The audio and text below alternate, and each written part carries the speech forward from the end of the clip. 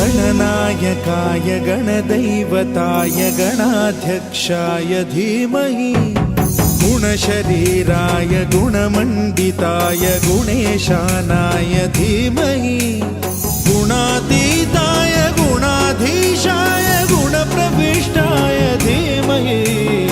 एकदन्ताय वक्रतुण्डाय गौरीतनयाय धीमहि